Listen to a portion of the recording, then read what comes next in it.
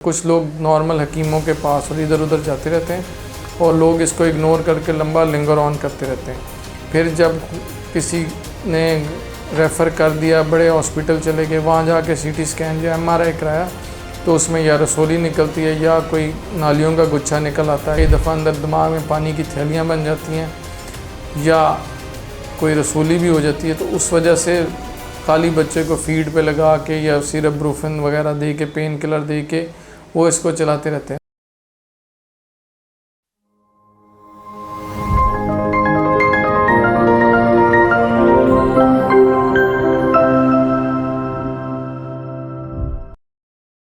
अस्सलाम वालेकुम जी, मेरा नाम डॉक्टर उमर फ़ारूक है। मैं एक कंसल्टेंट न्यूरोसर्जन हूँ न्याजी हॉस्पिटल जौहर टाउन लाहौर में। सबसे पहले मैं आपको ये एक्सप्लेन करूँगा कि न्यूरोसर्जरी में क्या क्या चीज़ें आती हैं। एक ये कि सर के कोई भी ट्यूमर्स हो जाएं, सर का दर्द हो जाए, कोई दौरा पड़ता है, फिट्स जिसको बोलते हैं वो हो जाए,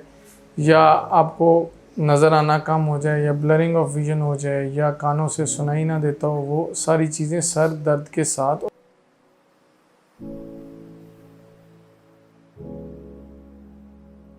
लग जाना या चक्कर आ जाना या ब्लैंक आउट हो जाना, ये सारी चीज़ें हमारे सर दर्द की कैटेगरी में आती हैं। दूसरी चीज़ ये है कि कमर दर्द, जिसको आप लो बैक पेन या शैटिका आम तौर पे नॉर्मली यूज़ करते हैं, वो जो कमर दर्द नीचे टांगों तक जाती है, पैरों का सुन्न होना, लगातार दर्द रहना, जो कि किसी भी वजह से हो सकता है, भारी चीज़ उठाना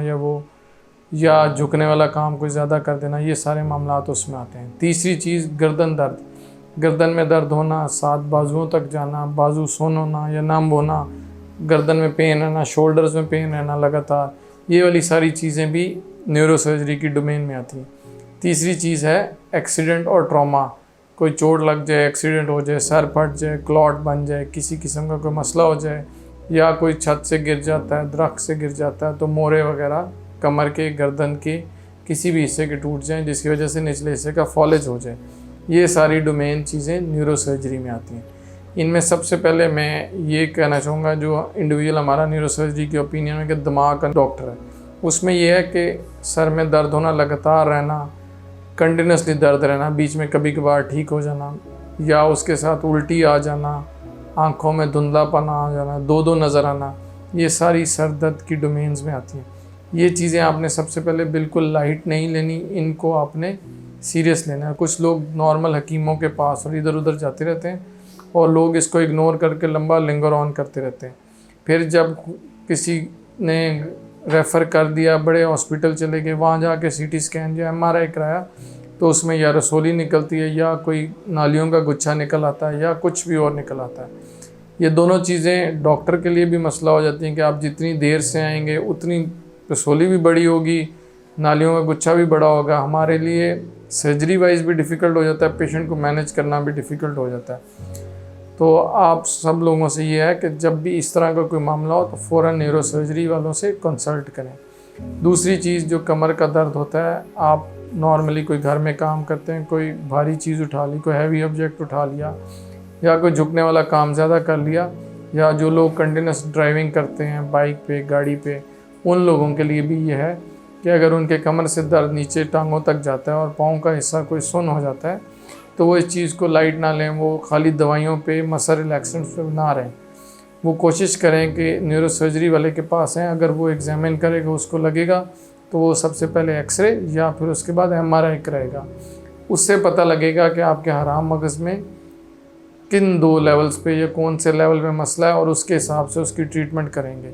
वो ट्रीटमेंट मुख्तलिफ होती है, वो जब पेशेंट आएगा तो उसके हिसाब से बंदा मैनेज करता है। कुछ बग़ैर ऑपरेशन के ठीक हो जाती हैं, कुछ में ज़रूरी हो जाता है कि ऑपरेशन करना। तीसरी चीज़, जो लोग गर्दन के दर्द के बारे में बताते हैं कि गर्दन में दर्द रहती है, पूरे जिस्म में खिंचाव सा महसूस होता है, कंधों तक जाता है, बाजू सुन्न रहते हैं, वो भी इस चीज़ को लाइट ना लें, ये भी न्यूरोसर्जरी की डोमेन में ही आता है। उसमें भी उसी तरह ही के बजाय इसके आप इसको लिंगर ऑन करें, क्रोनिक चलता जाएगा मसला। अगर लंबा अरसा इसी तरह रहेगा तो जो नाड़ें पक्की दबी हुई हैं वो फिर वैसे की वैसे ही रहती हैं, वो सुन्नपन और फिर एंड पे जाके वो फॉलेज करा देती हैं। निचला हिस्सा भी फॉलेज हो सकता है, जिस लेवल पे होगा उससे निचला हिस्से में फॉलेज होने के चांस होते हैं। ये सारी चीज़ों से बचने के लिए आपको ये एक आगाही इंटरव्यू है जिसमें आपको बताया जाएगा कि न्यूरोसर्जरी किस किस चीज़ में आती है और किस किस तरह के मसले उसमें इन्वॉल्व होते हैं। तीसरा ये कि जो बच्चे छोटे पैदा होते हैं उनके पीछे पैदाइशी कमर में फोड़े होते हैं या कोई स्वेलिंग सी होती है या पीछे बाल होते हैं कमर में, तो उस चीज़ को भी इग्नोर नहीं करना चाहिए, वो भी आपने न्यूरोसर्जन के पास आना है। या पैदाइशी बच्चों के सर बड़े होते हैं या बाद में आहिस्ता आहिस्ता जब वो ग्रो कर रहे होते हैं तो उनका सर आम बच्चों की निस्बत बड़ा होता है, वो भी न्यूरोसर्जरी की ही डोमेन में आते हैं। उसमें कई दफ़ा अंदर दिमाग में पानी की थैलियाँ बन जाती हैं या कोई रसोली भी हो जाती है, तो उस वजह से खाली बच्चे को फीड पे लगा के या सिरब्रूफिन वगैरह दे के, पेन किलर दे के वो इसको चलाते रहते हैं। तो ऐसा अब क्योंकि जदीद दौर आ गया है, चीज़ें वास्ट हो गई हैं, इंटरवेंशंस भी काफ़ी आ गई हैं, MRI भी मुख्तलिफ़ जगहों में आने शुरू हो गए हैं, CT स्कैन भी होते हैं, तो ये सारी चीज़ें अब आपकी एक्सेस में हैं। अब जैसे न्याजी हॉस्पिटल में आप आएंगे आपको अच्छे कंसल्टेंट्स मिलेंगे, तो ये सारी चीज़ें आपने करनी है। इस चीज़ को बजाय इसके कि आप नॉर्मल पेरिफेरी में रहें या लाहौर में रहते हो इस चीज़ को इग्नोर करें, तो ये आपने काइंडली नहीं करना। इसके अलावा और एक्सीडेंट हो जाता है, ट्रॉमा, जैसे कोई बाइक से गिरता है, सर की चोट लगती है, कोई क्लॉट बन जाता है या कोई एक्सीडेंट होकर फ्रैक्चर आ जाता है या अंदर कहीं खून जमा हो जाता है चोट लगने की वजह से, तो उसका भी ऑपरेशन न्याजी हॉस्पिटल में मुमकिन है। तीसरी चीज़ ये कि जो लोग नॉर्मली ब्लड प्रेशर की वजह से गोलियां खाते हैं और कभी कभार ब्लड प्रेशर बहुत ज़्यादा हो जाता है, वो भी दिमाग की कुछ नसें हैं जो फूल जाती हैं, जिनकी वजह से नॉर्मल ब्लड प्रेशर या ज़्यादा जो 200 से हम कंसिडर करते हैं कि ज़्यादा हो तो फिर फटती है, वो नॉर्मली 160-70 पे फटना शुरू हो जाती है, जिसकी वजह से दिमाग की शरेयान फट गई और दिमाग में क्लॉट और बहुत बड़ा सा जमा हो जाता है, जो कि मरीज़ की बेहोशी का सबब या दौरे का सबब बन सकता है। ऐसी हालत में भी न्यूरोसर्जरी वालों के पास ही आना है और CT स्कैन कराना, बजाय इसके आप किसी पेरिफेरी में या लोकल डॉक्टर को दिखाते रहें और वो उसको दवाइयों के साथ मैनेज करे, ताकि हम इसको फ्यूचर में मैनेज करें। इसमें यही होता है कि आपने जो शरेयानों वाली CT एंजियो होता है जिसको हम बोलते हैं वो करवानी होती है, उससे पता लग जाता है कि कौन सी शरेयान ख़राब है या फूली है और फिर उसके मुताबिक उसकी सर्जरी या इंटरवेंशन कोई करनी पड़ती है।